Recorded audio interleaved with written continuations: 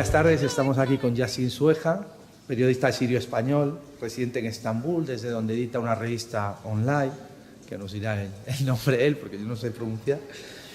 Y es una persona que, a pesar de su juventud, ya almacena una gran experiencia y tiene un gran bagaje hablando sobre todo el mundo árabe, pero en especial también sobre el conflicto sirio.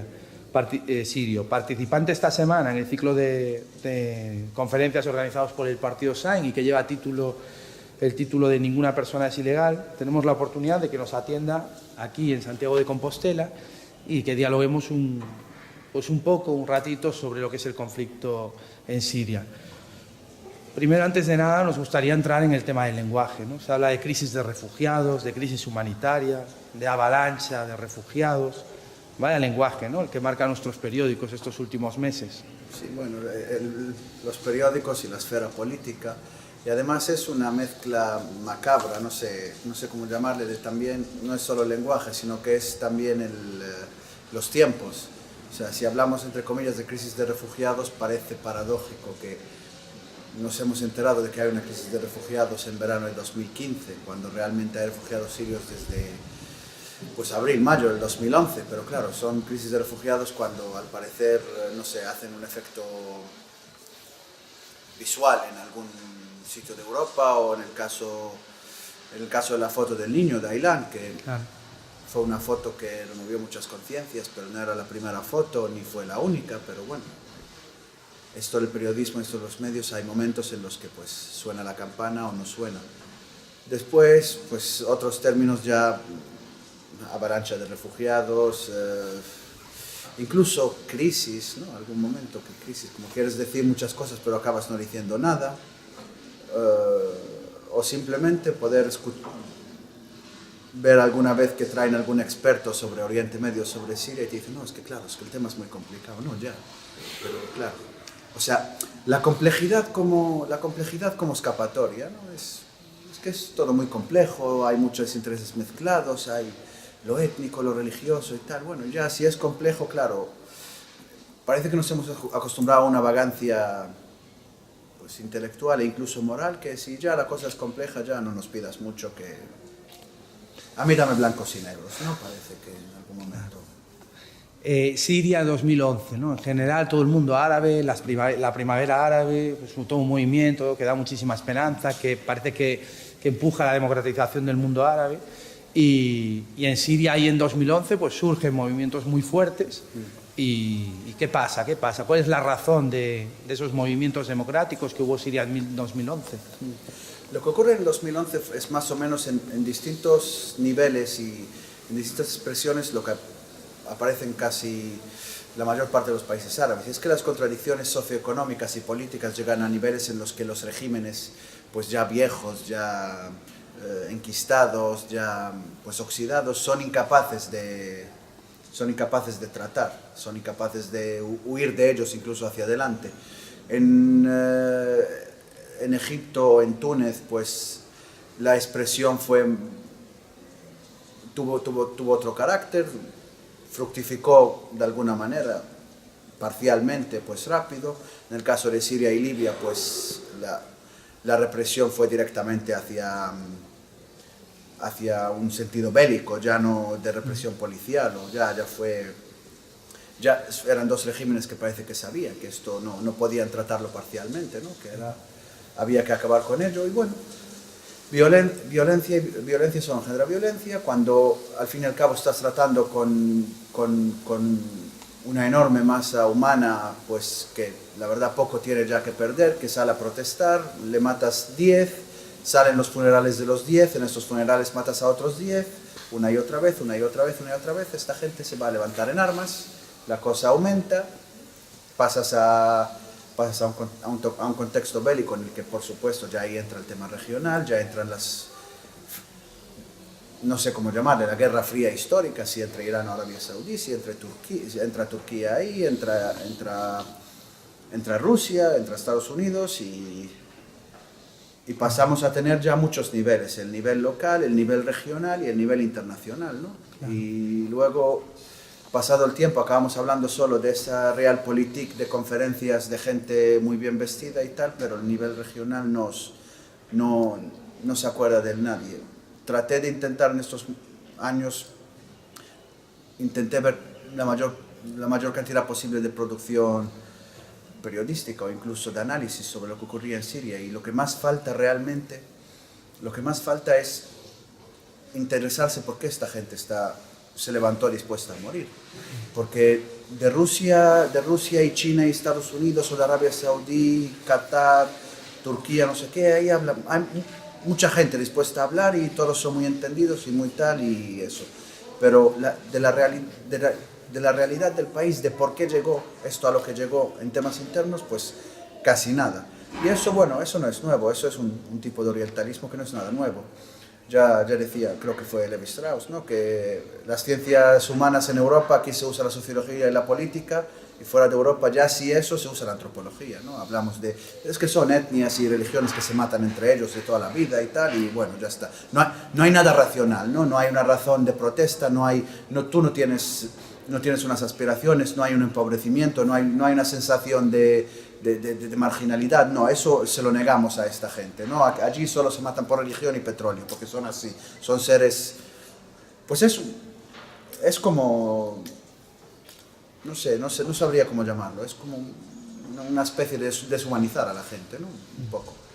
Claro, estamos hablando de eso, de que es como la cuna de la humanidad, ¿no? Ahí cuando estudias Mesopotamia, ahí surge la escritura, ¿no? Ahí surge todo lo que es la cultura de nuestra sociedad, y en medio de eso ahora nos encontramos con muchos actores que parece que están metiendo ahí sus garras.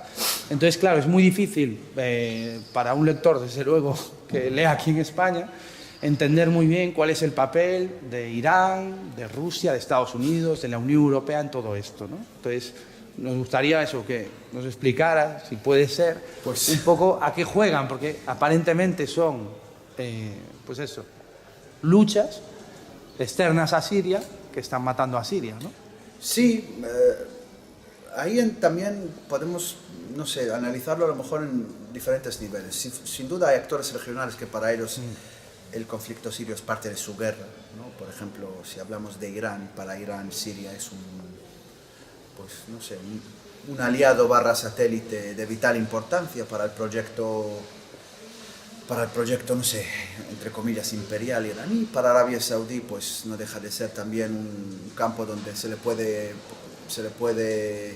ofrecer frente a Irán, porque al fin y al cabo es la guerra regional por antonomasia.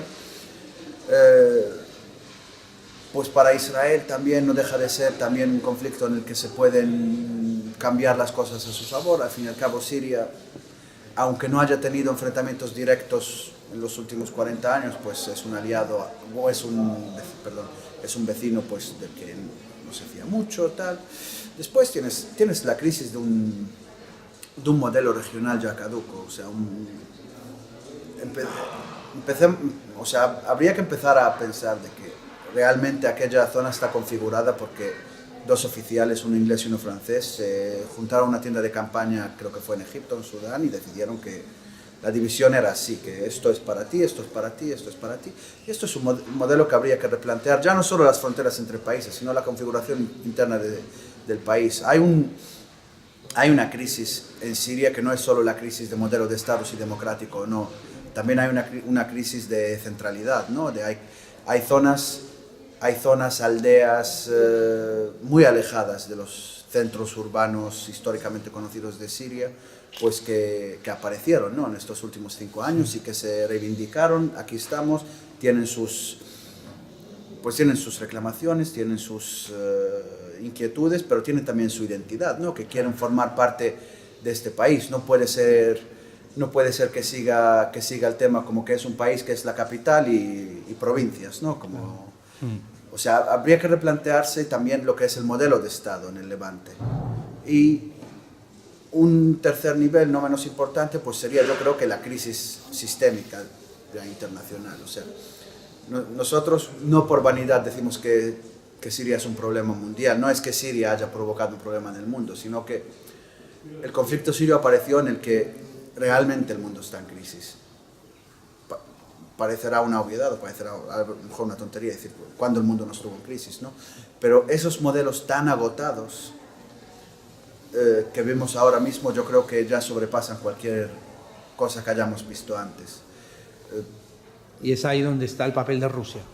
Rusia Sí, bueno, planteando, está ahí, ¿no? Parece que Rusia y Estados Unidos están otra vez enfrentados en el tema de Siria. O por lo menos eso es a lo que parece que la administración Putin aspira, ¿no? Al fin y al cabo es una retórica un poco, no sé si llamarle pseudonacionalista de Putin, que como el anhelo de recuperar el poder imperial, de que Rusia sea un actor mucho más allá de sus fronteras, no solo en el tema checheno, no solo en el tema centroasiático, no, quiere ser un actor, pues como lo era antes la Unión Soviética, que tenga voz y voto en cualquier sitio.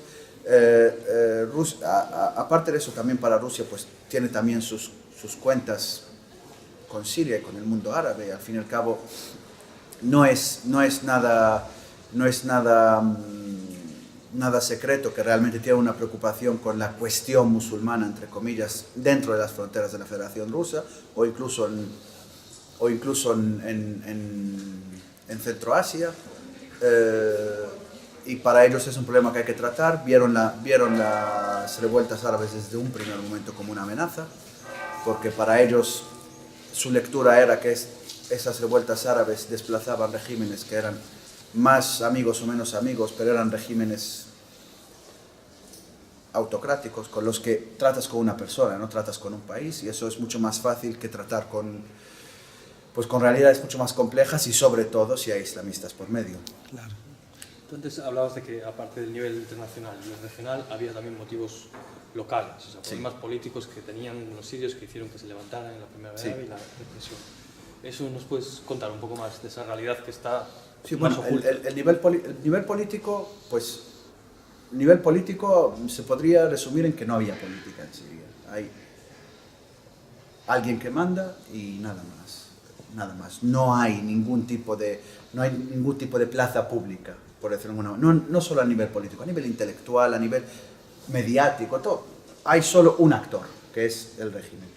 Y lo que hay en Siria es una historia de represión estatal brutal, pues que empezó desde el 63, desde que llega el partido Baath al poder, y se recrudece ya en los 70, en los 80, con el padre de Bashar al-Assad, con Hafez al-Assad. Luego llega Bashar al-Assad, eso no cede, y llegando a los niveles que llegamos ahora mismo, con un despliegue militar impresionante para dejar el país hecho una ruina, vamos. Eso ya sí podemos hablar a nivel político, pero es que lo que vivía Siria era una crisis en todos los sentidos. Había una crisis socioeconómica brutal. Primero empezó porque ya el modelo de Estado del padre de Hafez al-Assad, esa economía planificada al estilo soviético, primero estaba caduca y segundo estaba ya muy carcomida por la corrupción. Durante los años 70, 80 y 90 se construyeron fortunas impresionantes de oficiales del ejército. Que esos mismos oficiales del ejército, sus hijos, eran los magnates emprendedores de los 2000 cuando Bashar al-Assad decidió que queríamos pasar de economía planificada a algo que él denominó economía social de mercado, ¿no? Empezaron a ver esas grandes corporaciones, empezó a ver esos magnates de 30 y pocos. Por ejemplo, su propio primo, Rami Makhlouf, pues cuando se hizo con el poder de todo el sector de las telecomunicaciones en Siria a principios de los 2000, pues tendría 34, 35 años, o sea, una joya el chaval, y que ahora mismo controla pues porcentajes muy altos de la economía siria, porque claro, cualquier concesión en cualquier sector, pues cualquiera se atreve, ¿no?, a intentar plantarle cara o a intentar ser su rival, ¿no? Y no es solo él, es él, sus alianzas, sus negocios pues con algunos países del Golfo, con magnates rusos, etcétera, etcétera. De hecho, aparece su nombre y el de otros magnates, ¿no?, del régimen en las famosas listas de, ¿cómo era? Falciani, creo. Sí. Las Islas Falciani, Sí. pues aparece esta joya bastantes veces, ¿no? De ese entramado de blanqueo de dinero que tiene por Europa, y que creo que por Suiza hay bastante más dinero sirio que muchas grandes ciudades sirias. Y mira, y la Unión Europea siempre con su discurso de los derechos humanos, de nosotros en el centro ponemos el respeto a los derechos humanos, parece que ahora está buscando, ¿no?, sus gendarmes exteriores, ¿no? A quién echarle la culpa. O Sí, pues quería llegar precisamente a esto, cuando estaba hablando de que hay una crisis general o mundial de sistema. Sí. La verdad, uno de los principales actores en los que se ve muy claro es la Unión Europea. No vamos a creernos, desde luego, ese discurso tan buenista, eso nunca fue así, ¿no? Pero yo sí que creo que a partir de la Segunda Guerra Mundial, Europa sí que tomó algunas lecciones, y que en realidad sí que había algo en Europa, en su conjunto, ¿no? Sí que había algo emancipatorio, sí que había algo de, pues vivimos un trauma que nunca se repetirá, de alguna manera, había, pues, ya no solo en la mirada de Europa hacia el resto del mundo, pues había un discurso, por lo menos unas ideas de justicia social, de democracia y tal, que parecía en aquel momento que eran ya tan establecidas que ya nadie las discutía. Eso, pues con la crisis económica, primero se empezó a discutir, pues dentro de Europa misma, con las barbaridades que hubo, pues por culpa de los recortes en los servicios básicos, en sanidad, en educación, etcétera, etcétera, etcétera. Algo que hace 20 años o 30 años era impensable que llegásemos a replantearnos si la gente tenía derecho a la sanidad o derecho a la educación. Pues ese mismo punto de, no sé, de caducidad o de agotamiento, no sé cómo llamarlo, al que llegó Europa, se ve también en su relación con el mundo adelante. Es que ahora mismo Europa me da la sensación a mí que cada vez que se ve más enferma, cree que soluciona su enfermedad levantando muros. Y el último muro, pues es el acuerdo de hace 2 días, que es una vergüenza. O sea, tú tienes una crisis, sí, dices la falacia de, bueno, no, es que claro, hay que terminar con el conflicto sirio para que dejen los sirios tener que escapar. Pero ya que escapan, pues les cierro muros para que no me vengan, ¿no? Claro. Y luego ya veremos si solucionamos o no. Pues, la verdad, no sé, yo soy tan europeo como sirio, y la verdad, el dolor de una parte solo ve delante la vergüenza de la otra. Me ha pasado.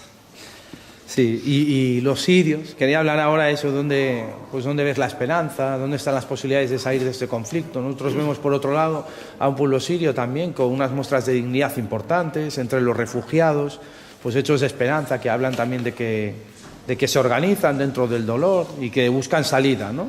Ya sea fuera o dentro. ¿Dónde ves tú la esperanza? Pues precisamente estas 2 semanas que parece que están la comunidad internacional experimentando, ¿no? Pues lograron llegar a una especie de un pequeño alto el fuego parcial, interrumpido un montón de veces y tal, pero que bueno, que sí que realmente bajó el nivel de violencia bastante en el país.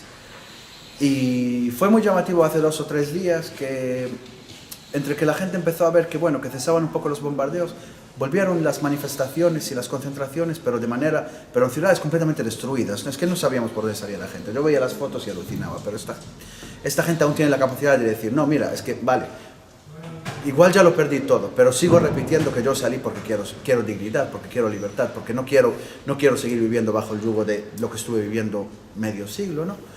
Y esto, pues, eso a nivel interior del país. A nivel de refugiados, pues, a ver, lo que se ve en Turquía, por ejemplo, es impresionante. La gente queriendo siempre, pues, salir adelante, buscar una manera de vivir con dignidad, de vivir, pues, mínimamente bien, pero realmente lo que quieren es volver a su país, ¿no? Ganas le echan lo que haga falta. Lo que pasa es que también esas ganas se encuentran también con el pensamiento realista de que el final del conflicto sirio no está en manos de sirios. O sea, como la comunidad internacional no decida que ya está, pues nunca va a parar. Y que realmente, si la comunidad internacional, hablo de comunidad internacional, pues el conjunto de Estados Unidos, China y actores regionales, si hubiesen decidido parar la guerra hoy, la paran ayer, no hoy.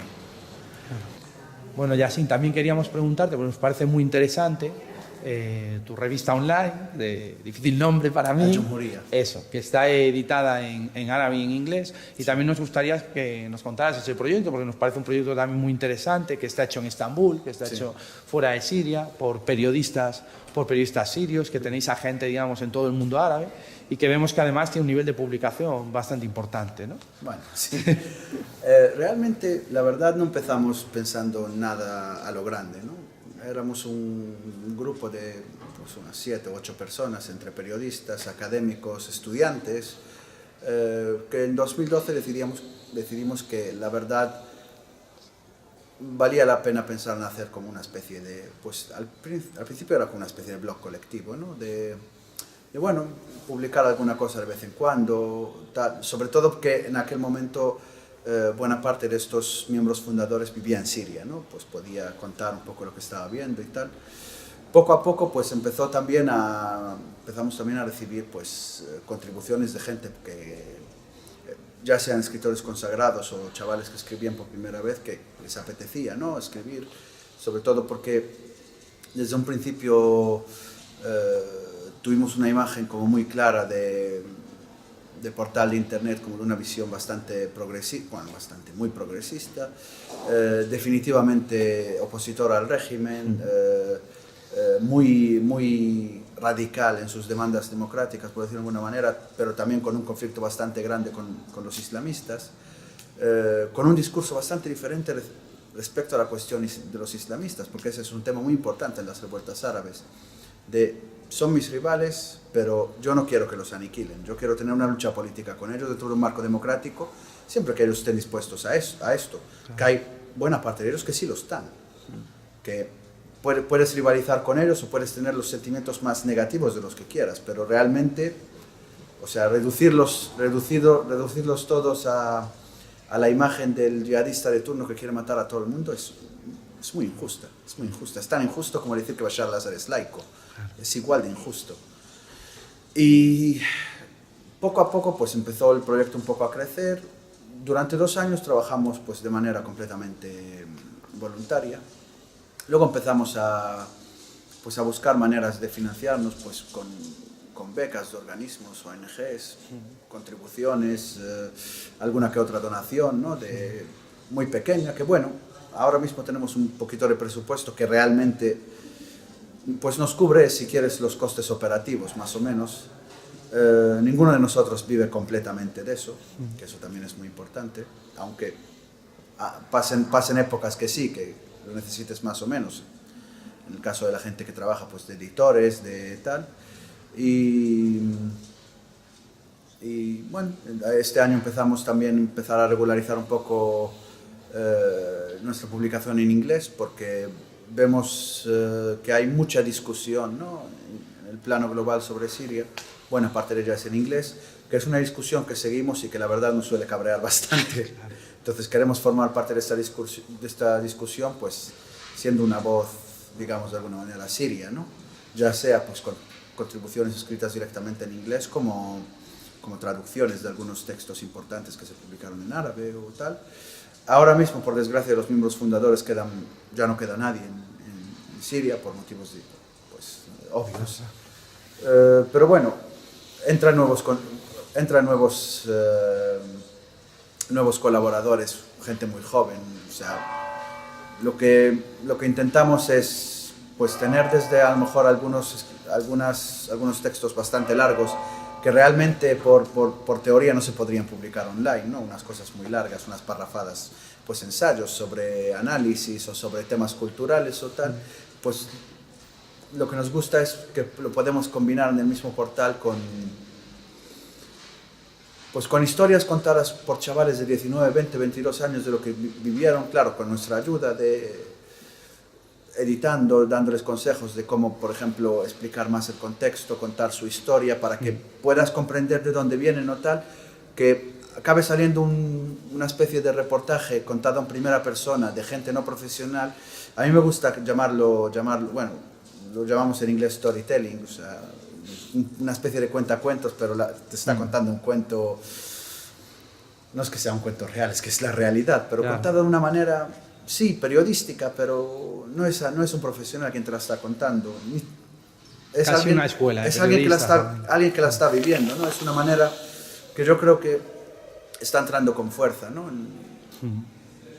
En muchas zonas del mundo, en América Latina ya hace mucho que existe esto, ¿no? Y que no es algo que lo provocas, es algo que al final la realidad lo provoca. Después de tiempo la gente tiene ganas de expresar, tiene ganas de que se entere la gente de lo que vivió y tiene ganas de que le reconozcan, ¿no? Una cosa de que me reconozcan el dolor, que me reconozcan lo que pasé y la verdad me gusta decir que somos una plataforma que apostó mucho por esto y que la verdad la apuesta nos salió muy bien. Pues muchas gracias, Yassine Strueja, ánimo pues con ese proyecto y muchas gracias por ilustrarnos, por darnos luz sobre el conflicto de Siria y también por estar con nosotros en este ciclo de conferencias de Ninguna persona es ilegal. Muchas gracias, Yassine. Gracias a vosotros.